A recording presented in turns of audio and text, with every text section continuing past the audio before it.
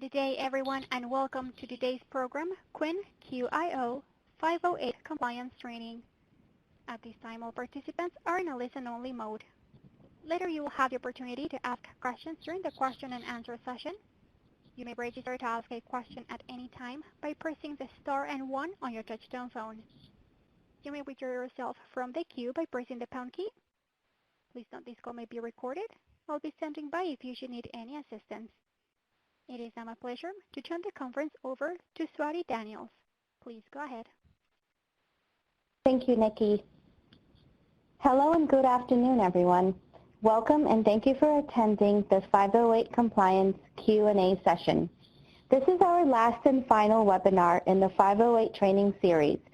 Thank you all for attending these trainings, and I hope you have gained new knowledge and skills that you can take back to your teams and organizations. Today's Q&A session is a platform for you to ask any questions you may have regarding 508 compliance or any of the content covered so far. I am Swati Daniels, the Technology Manager and 508 Analyst at the Bizzell Group. I have over 7 years' experience remediating documents for private and government clients. I am excited to share the knowledge I have picked up over the years and look forward to answering all your questions today. Next slide, please.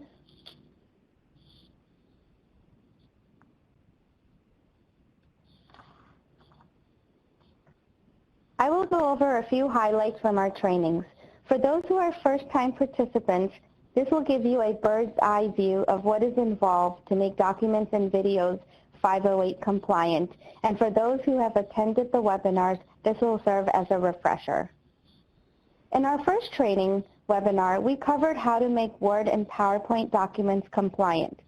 The key things to remember is that many 508 fixes can be done within the source file.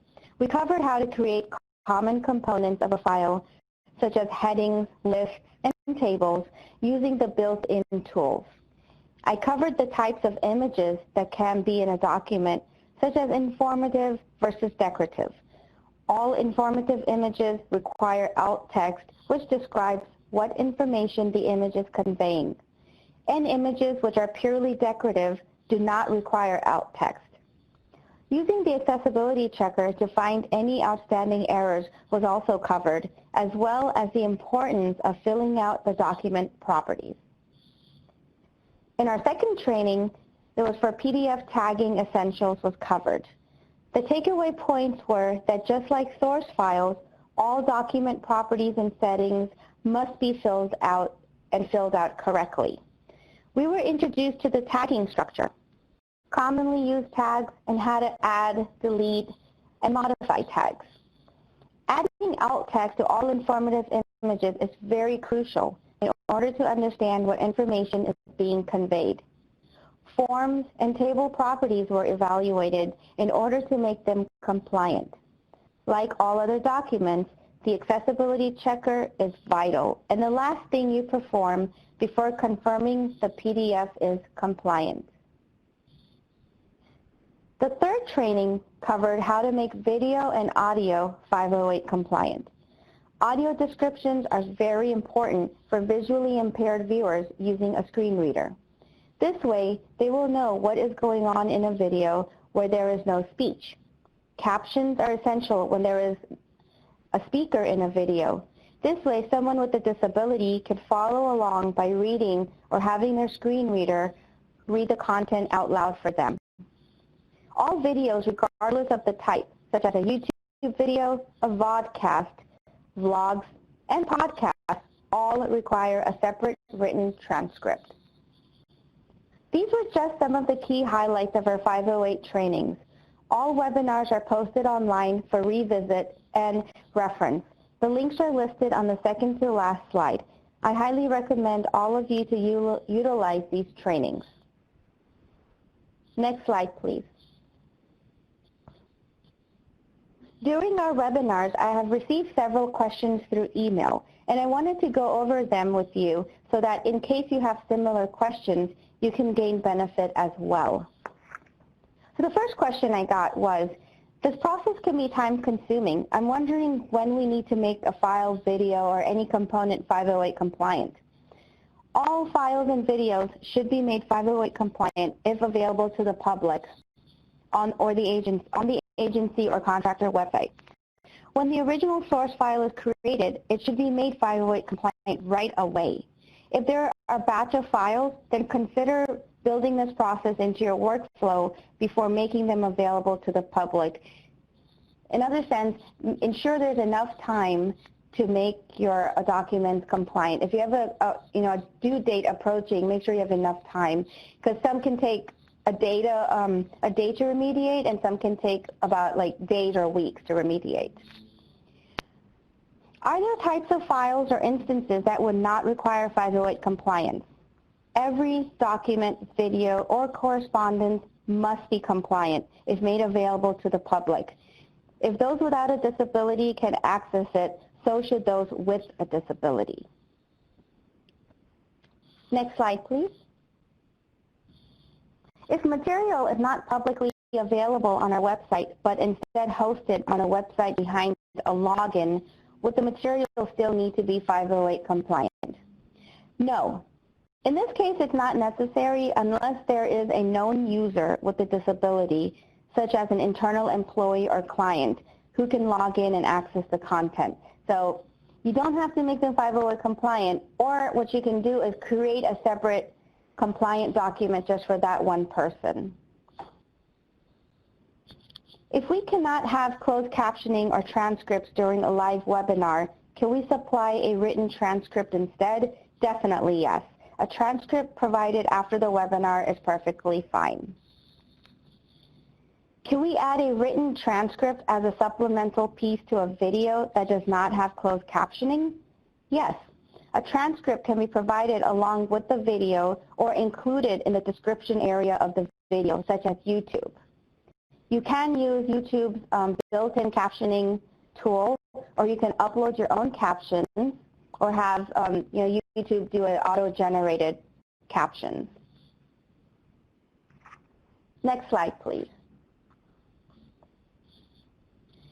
If we complete Microsoft's Accessibility Checker within PowerPoint or Word, when making a document, would that be sufficient to make a file 508 compliant? There is no easy way to do this. There are no shortcuts. Utilizing the Accessibility Checker is not sufficient.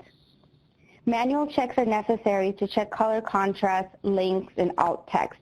Many times, incorrect alt text can be automatically generated, or when you convert a document from Word or PowerPoint to a PDF, not everything gets converted over. The alt text may not get converted over, and the tags may not be created correctly. So you always have to double check. Cannot just rely on the Accessibility Checker.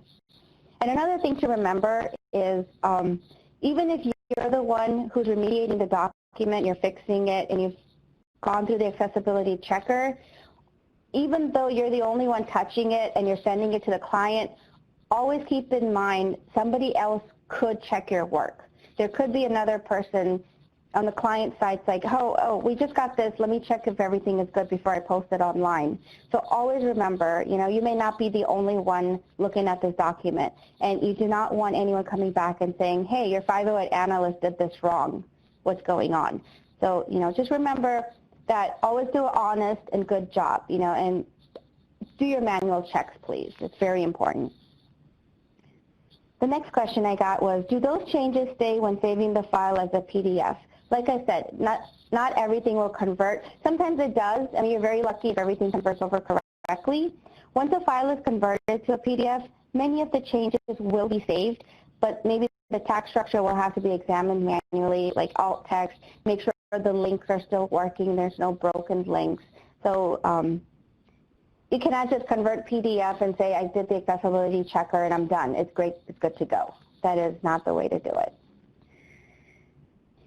We might have to make an Excel workbook for providers to collect or enter data. Would these Excel files need to be 508 compliant?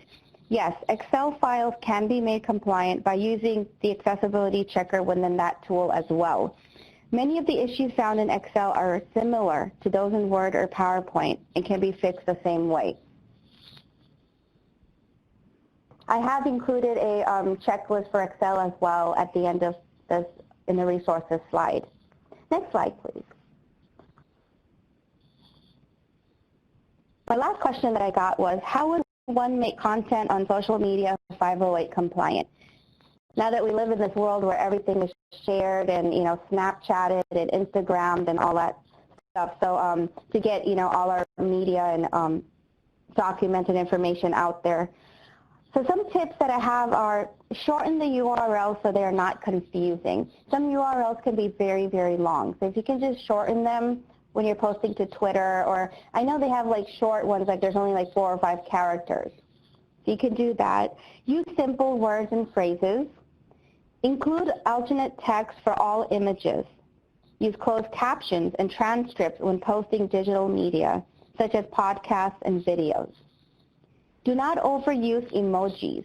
A screen reader does not know what an emoji is. And it may say parentheses, colons, parentheses. It doesn't know that that's a smiley. So try not to use too many emojis. They can be complicated when read by a screen reader. Again, avoid flashing and strobing content. That can cause seizures and strokes in other individuals. Now I'm going to be a little bit specific. Instagram. So if you're posting to Instagram, you can add alt text to images you're posting by going into the advanced settings before you share. For images you've already posted, simply go to the Edit Your Post and find Edit Alt Text in the lower right-hand corner. Alternatively, including a thorough and detailed description with your post can accomplish the same goal as adding alt text to your images. For Twitter, Twitter allows users to add descriptions to their images, making them more accessible to their followers. To do so, you must first go into your settings, find accessibility in the left sidebar, and then check the box next to image description. With that checked, whenever you create a new tweet, each image you add will feature an Add Description button. Unfortunately, descriptions cannot be added or edited once a tweet has been posted.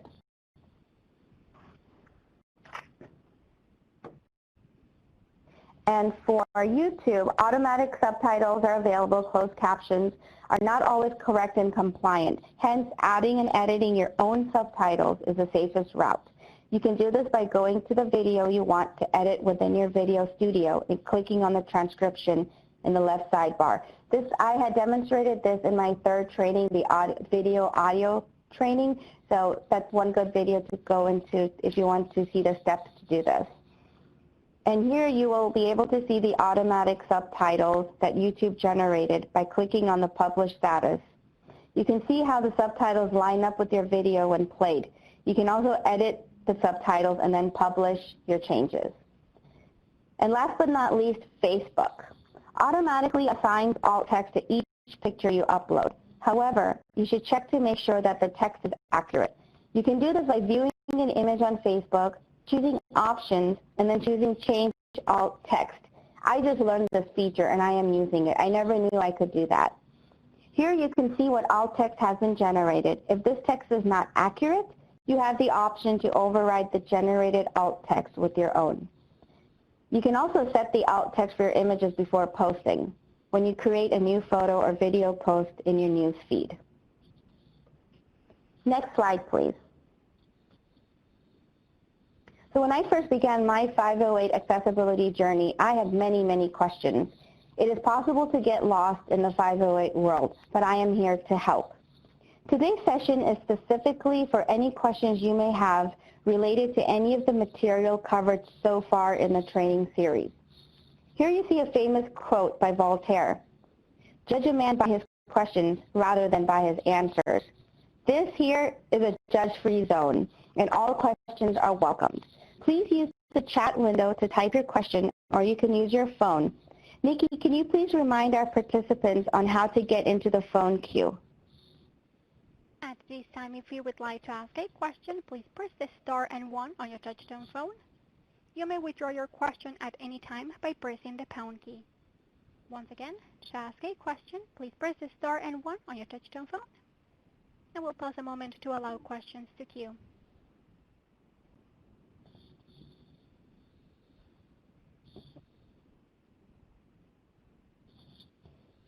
So we have a question here. Let me get back up. Barbara asks, what is the difference between 508 compliant and accessible? So 508 compliant means you are adhering to the guidelines and the rules that are set and for the governments to, when they upload their documents and make things accessible, they have to be compliant. They have to be in compliance to the rules and guidelines. And accessible means actually being accessible by a screen reader, by the individual user. Is this accessible? Can I access it? So those two terms are used together usually.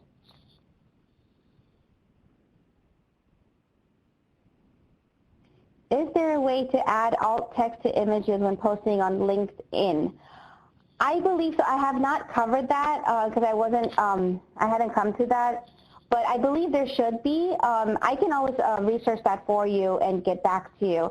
And if you want, you can email me at QIOsupport@thebizellgroup.com. But I'm sure that LinkedIn should have a feature like that because, I mean, it's widely used.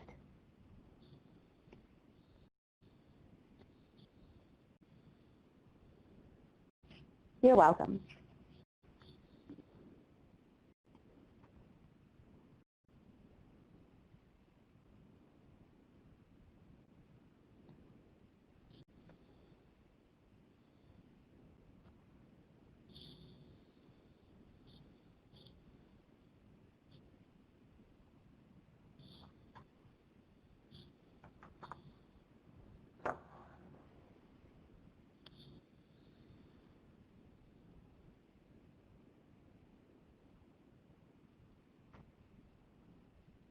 Ask a question, please press the star and 1 on your touchtone phone.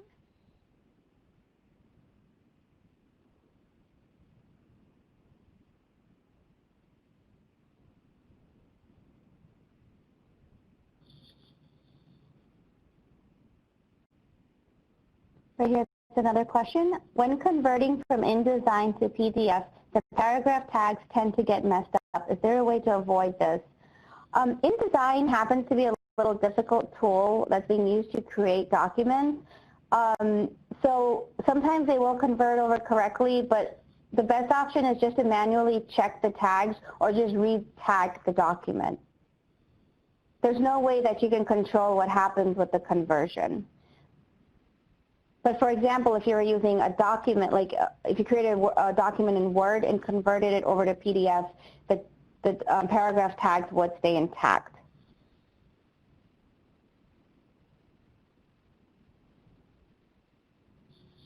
You're welcome.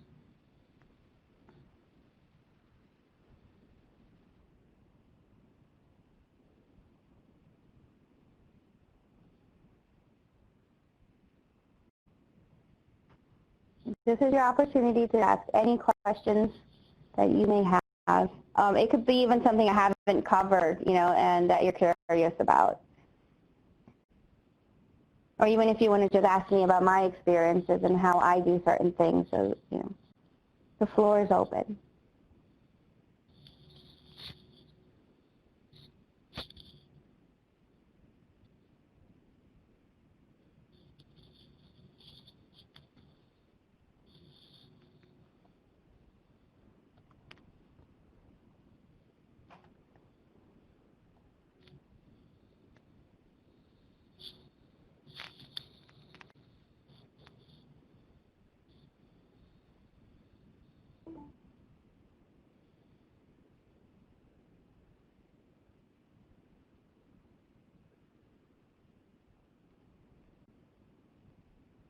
While we're waiting for some questions, I'll just, speak about how, like how my journey's been. Like FIBO accessibility is a passion of mine. It's something that I enjoy doing, and it takes a lot of patience. So, just reminding everyone that practice makes perfect. You do have to practice a lot, and it does get frustrating at times depending on how many documents you're working on, how many pages.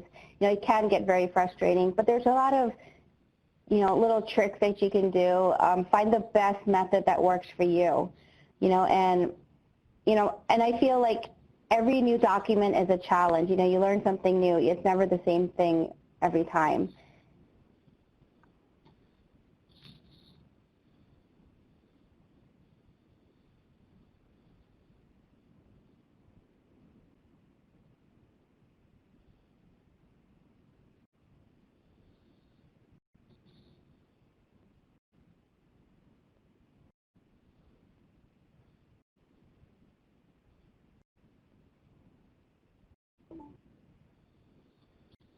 So I have another question to confirm. You said earlier that information behind a login on a website does not need to be 508 compliant. We have a data portal that we are inviting QIN participants to join, and it is behind a login. I assume this means any material we have behind this login is not required to be 508 compliant unless an alternate form is requested by a user. Yes, that is correct. Because it's not public facing, it's behind a login.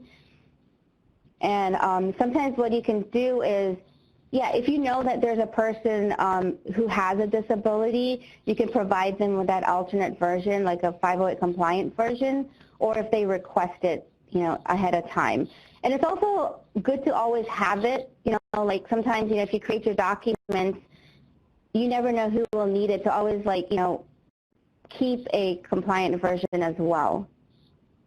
I know that's double the work, but it doesn't hurt to always, keep it just in case.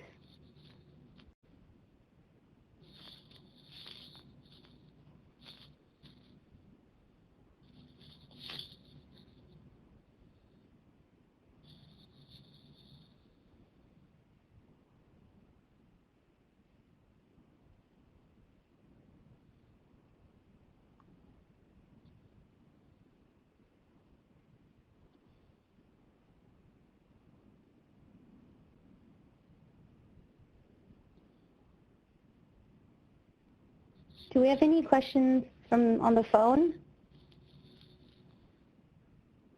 At this time, but as a reminder, that is star and 1 if you would like to ask a question. Thank you, Nikki.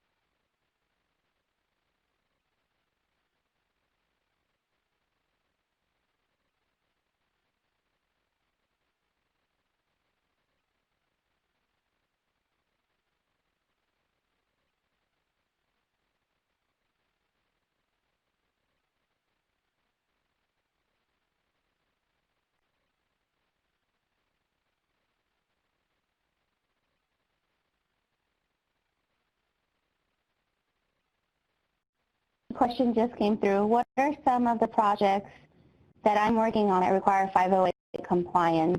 Well, one of my clients is Health and Human Services. So they're having, I think, they have training material as well, and they have meetings every couple of months, huge meetings, like seminars. So I have been remediating their documents for them, and they come in batches, at least 30 to 50.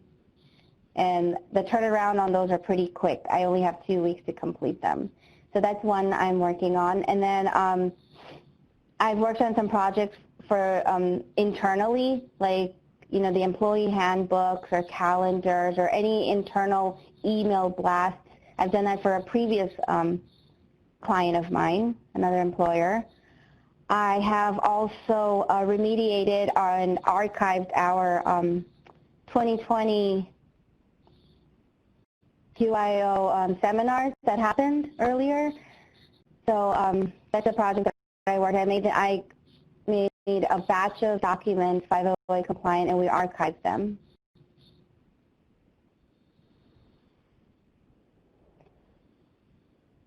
So I always get little, projects with that have training material or seminars or just meeting minutes and stuff like that.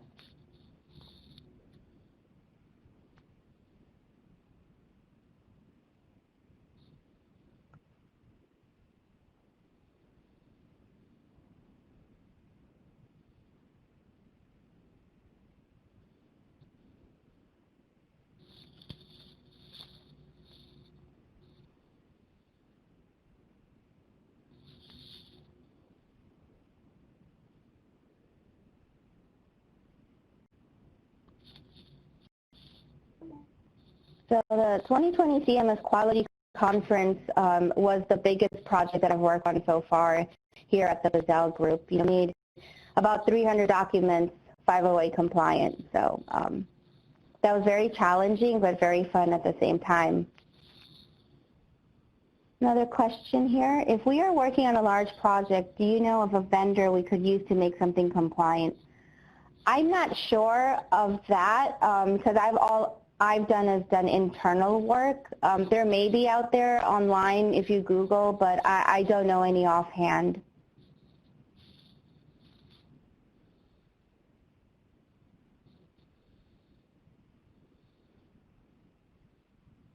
This is something maybe your business, the program manager or somebody would know.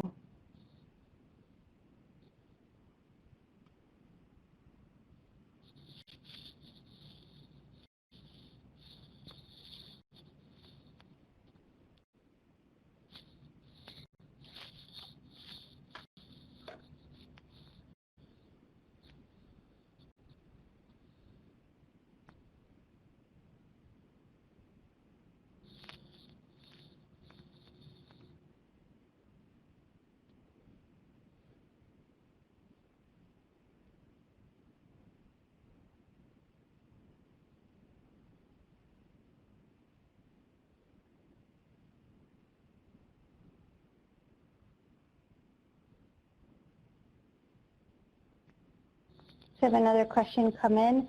Would Microsoft Excel files have similar 508 processes to a Word document? Yes and no. Yes, because they do have accessibility checker as well. But with Excel, because of the complexity of the workbooks, there's a lot more work needed because all the tables will have to be, make sure the rows and headers are, they're good, the titles are good. You would have, and if there's like pictures of graphs, what you can do is give them out text. So that happens a lot where people embed images of a graph or a pie chart or data, and then you would give that out text. So it's similar, but a little bit more complex.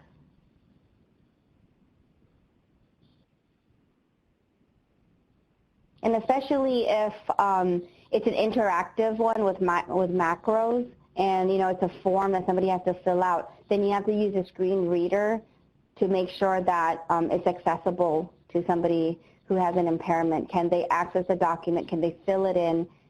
Are the fields being announced correctly?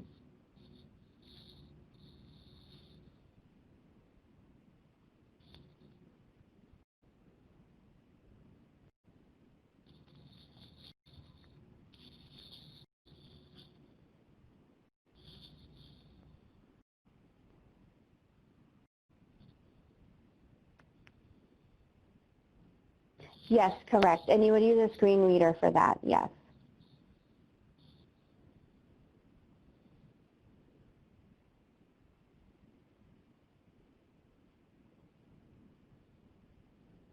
You're welcome, Hannah.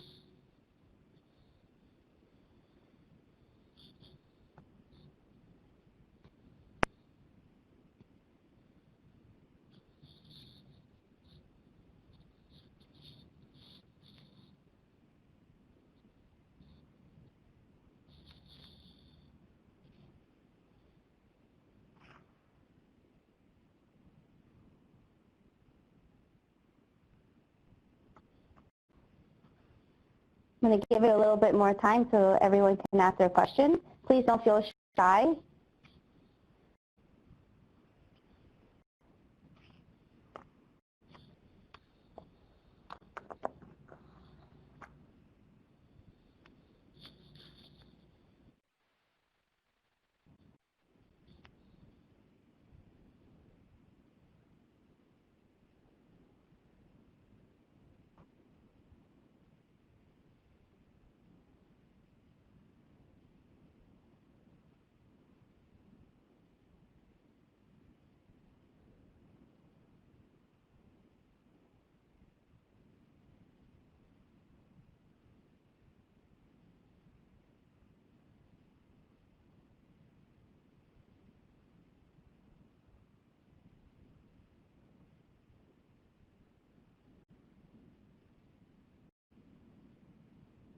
Yes, if anybody remembers something that they wanted more clarification on, I am here to give demos if needed.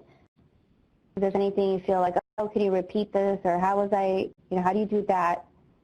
I'm here to demonstrate as well.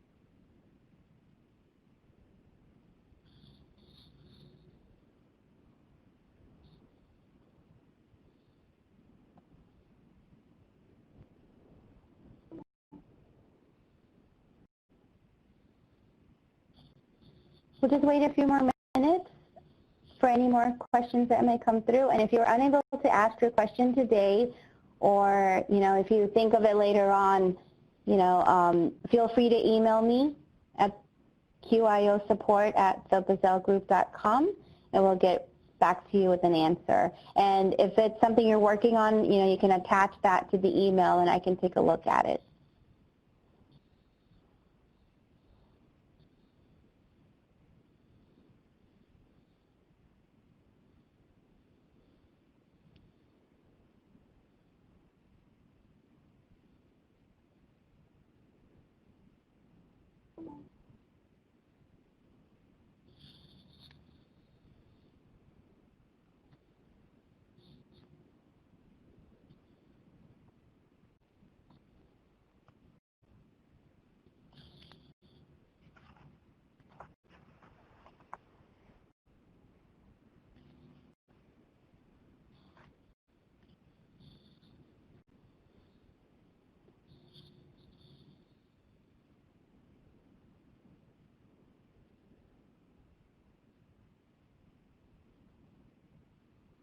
As I mentioned before, all the webinars have been recorded. They are available on YouTube. So, feel free to revisit them, share them with anyone else who wants to get trained. I mean, it's, this was done for you, for your team, so please utilize them.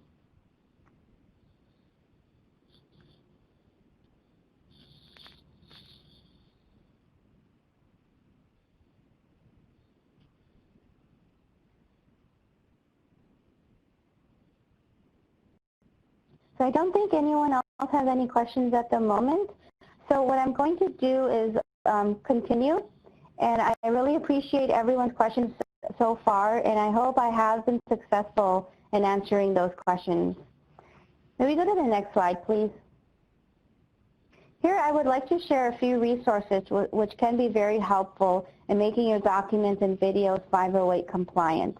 If you follow the checklist before you make your content available, you can rest assured that they are fully compliant. So there's a color contrast analyzer tool which helps you analyze the color, the text color, and the background color so you can make it compliant. So that's on webaim.org. And then there's a Word document 508 checklist, which is on the hhs.gov website. And there's also a PowerPoint document checklist, one for Excel and one for PDF as well. Next slide, please. And then there's also a checklist for create and verify PDF accessibility. So this is the help page on Acrobat Pro. There's a lot of good information on there, step-by-step information. So suppose you forget how to put the tab order in order, or how to create a list tag. It'll show you on the help page. And then there's also a really good checklist for creating accessible videos, and also for social media, and then also for audio video for hhs.gov that explains, there's a checklist for that as well. And I've also included a link to a free screen reader, NVDA. If you already have JAWS, that is fine. But for those who cannot purchase a license for JAWS, NVDA is a good alternative. Using a screen reader can help you experience how a visually impaired individual accesses content. This way, you can test your documents and videos to make sure they are accessible by the screen reader. Next slide, please. Here we have listed all of the webinars that have been conducted so far in the 508 training series. They are all available on YouTube for your reference. Feel free to share with others that are unfamiliar with 508 or can use it as a resource. Now we're going to pause for a little bit and have our poll questions. Can we please have our first and second poll questions, please?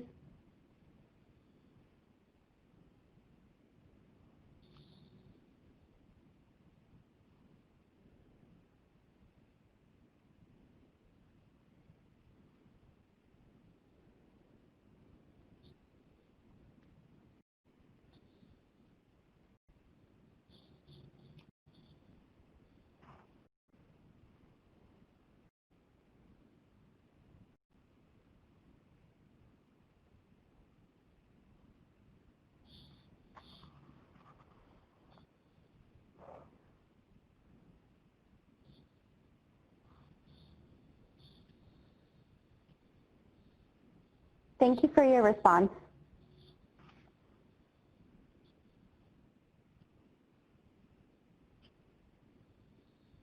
Do we have the next slide, please? I would like to take this opportunity to thank you all for attending our training series. It has been a pleasure to have you, and it was a joy to share all that I know regarding 508 compliance with you all. If you have any further questions, you can email them at QIOsupport@thebizzellgroup.com. Before we leave, may I please have our last poll question?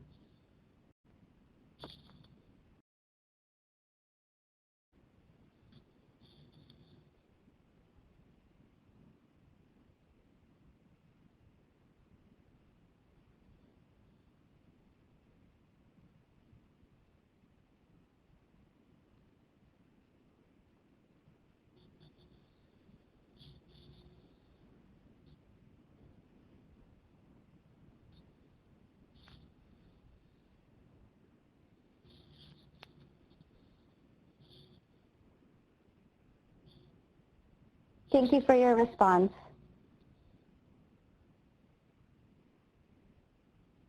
Once again, thank you all and have a wonderful day.